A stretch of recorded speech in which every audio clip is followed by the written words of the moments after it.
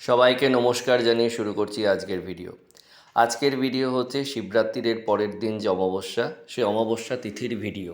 তো এখানে আমার মা শ্যামসুন্দরীকে আমি নিচে নামিয়ে নিয়েছি, মায়ের বেদির থেকে বসিয়ে নিয়েছি মায়ের আসনে, যে আসনে মানে প্রত্যেক অমাবস্যাতে মাকে বসে আমি পুজো করি।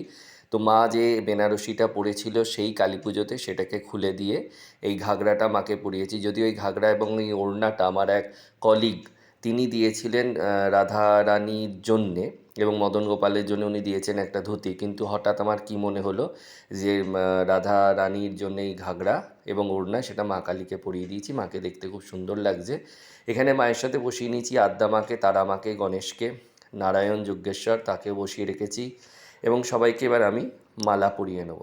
তো জবার প্রচুর দাম, তবু এই 52 জবার একটি মালা, তার সাথে রজনীগন্ধার মালা এবং আকন্দের মালা মাকে পরিয়ে নিয়েছি। মায়ের পদতলে যে মহাদেব রয়েছেন তাকে একটি আকন্দের মালা পরিয়েছি। এখানে তারা মাকে একটা জবার মালা পরিয়ে নিয়েছি, আর এখানে আদ্যা মাকেও একটি জবার মালা পরিয়ে নিয়েছি। তো এই জবার ফুলগুলো বললো, কুড়িগুলো বললো ফুটে যাবে, কিন্তু ফোটেনি। গুরুদেবকে একটা রজনীগন্ধার মালা পরিয়েছি, নারায়ণকে পরিয়েছি একটি রজনীগন্ধার মালা, আর মহাকাল ভৈরবকেও পরিয়ে নিয়েছি একটি রজনীগন্ধার মালা। আর একটা মালা এক্সট্রা ছিল, তো মা মঙ্গলচণ্ডী আমার কুলদেবী, তাকে তো দেওয়া হয় না চট করে, ওই জন্য তাকেও আজকে একটা মালা পরিয়ে নিয়েছি।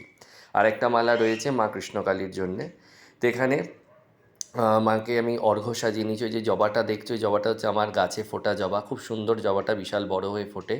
ওই জবাটার মধ্যে আতপ চাল, দূর্বা এবং বেলপাতা, লাল চন্দন, সাদা চন্দন দিয়ে মায়ের করে নিয়েছি অর্ঘ্য, মায়ের ওখানে দিয়ে রেখেছি। এবার আমি তারা মায়ের চরণ নামিয়ে নিয়েছি। এবার তারা মায়ের চরণ আমি সুগন্ধি গঙ্গা জল দিয়ে ধুয়ে নিচ্ছি। এই গঙ্গা জলের মধ্যে মেশানো আছে সাদা চন্দন, লাল চন্দন, কর্পূর, গোলাপ জল, এই সমস্ত কিছু মিশিয়ে মায়ের শ্রীচরণ ধুয়ে নিচ্ছি। এরপর মায়ের চরণ মুছিয়ে তাতে সাদা চন্দন, লাল চন্দন, দুর্ব এবং অর্ঘ্য সাজিয়ে নেব। যেহেতু আজকে জবা ফুলের সংখ্যাটা কম এবং বেলপাতাও খুব কমই পেয়েছি, খুব একটা ভালো পাইনি। গতকালই শিবরাত্রি গেছে, শিবরাত্রি উপলক্ষেও বেলপাতা তো খুব একটা ভালো পেয়েছিলাম, মানে বাজারে খুব একটা ভালো পাওয়া যায়নি আর কি, পাইনি খুব একটা ভালো। তো যা পেয়েছি তাই দিয়ে কাজ চালাতে হবে, কারণ ফাল্গুন মাসে বেলপাতা ভালো পাওয়া যায় না। বেলপাতা আবার ভালো পাওয়া যায় হচ্ছে ওই ফাল্গুন মাসের শেষে, চৈত্রের শুরু বা মাঝখান থেকে মোটামুটি ভালো বেলপাতা পাওয়া যায়। তো মায়ের চরণে আমি দূর্বা এবং রক্তগেঁদা বা আতপ চাল দিয়ে, রক্তচন্দন, সাদা চন্দন দিয়ে অর্ঘ্য সাজিয়ে নিলাম, এবং মায়ের পায়ের একটু আমি ধূপ দিয়ে করে নেবো আরতি। তারপর মা কৃষ্ণকালীকে নামিয়ে তাকে স্নান করিয়ে নেব সুগন্ধি গঙ্গা জল দিয়ে। তাকে স্নান করিয়ে তাকে রক্তচন্দন, শ্বেতচন্দন, সিঁদুর সব কিছু দিয়ে সাজিয়ে তার আসনে বসিয়ে তাকে রজনীগন্ধার মালা পরিয়ে যথাবিধ উপাচারে তার পুজো করে নেব। প্রত্যেক অমাবস্যাতেই আমি মা কৃষ্ণকালীকে এইভাবে স্নান করাই। তো আজকে হচ্ছে সোমবার, অমাবস্যা পড়ে গেছে বিকেল 5:30টার সময়। তো তারপরে মোটামুটি আমি 7:30টায় বসেছি পুজো করতে। তো এখানে দেখো মা একদম চান টান করে সুন্দর করে সেজে গুজে বসে পড়েছে। এবার মাকে আমি বিবিধ ফল, মিষ্টান্ন দিয়ে পুজো করে নিয়েছি। এখানে মায়ের কাছে ঘিয়ের প্রদীপ, সর্ষের তেলের প্রদীপ সব কিছু জ্বালিয়েছি। মায়ের আরেকটা সুন্দর জবা আমার গাছে ফুটেছিল, সেটা মাকে এখানে চরণে নিবেদন করেছি। তার সাথে হচ্ছে এই চন্দ্রমল্লিকা, সেগুলো মাকে দিয়েছি। তো এখানে মায়ের পুজো করে নেওয়ার পর মায়ের এখানে আরতি আমি করে নেব।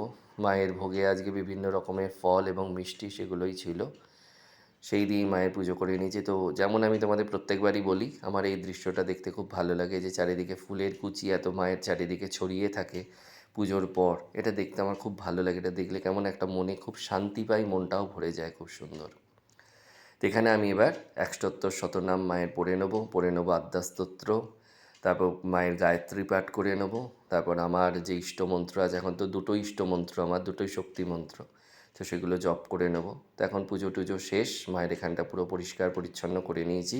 দিয়ে মাকে এবার আমি বিশ্রাম জানাবো, দিয়ে আমিও যাব শুতে।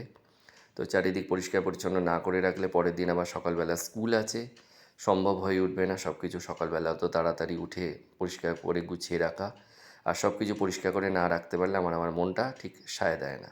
তো আবার সেই ভিডিও একটু এদিক ওদিক হয়েছিল, দেখো মানে যেটা প্রথমে থাকার ভিডিও সেটা একটু পিছন দিকে চলে এসছে। তো পুজোর শেষের ভিডিও আমি দেখাচ্ছি তোমাদের, পুজোর জোগাড় আমি কীভাবে করেছিলাম। দয়া করে নিজ গুণে সবাই ক্ষমা করে দিও আমাকে, একটু গণ্ডগোল হয়ে গেছে। তো এখানে দেখো মায়ের আতপ চাল, কলা, শুকনো ফল, তাজা ফল সব কিছু দিয়ে মায়ের একটা নৈবেদ্য সাজানো হয়েছে, আর একটা নৈবেদ্য সাজানো হয়েছে বিভিন্ন মিষ্টান্নের। এদিকে গুরুদেবের জন্য হচ্ছে একটা পান্তুয়া, রসগোল্লা আর জল। আর এখানে ঠাকুর ঘরে থাকা সমস্ত দেবদেবীদের জন্য একই ভোগ, মিষ্টান্ন, ফলের জোগাড় করে রেখেছি। পান মায়ের জন্য এবং মহাকাল ভৈরবের জন্যে সাজিয়ে রেখেছি।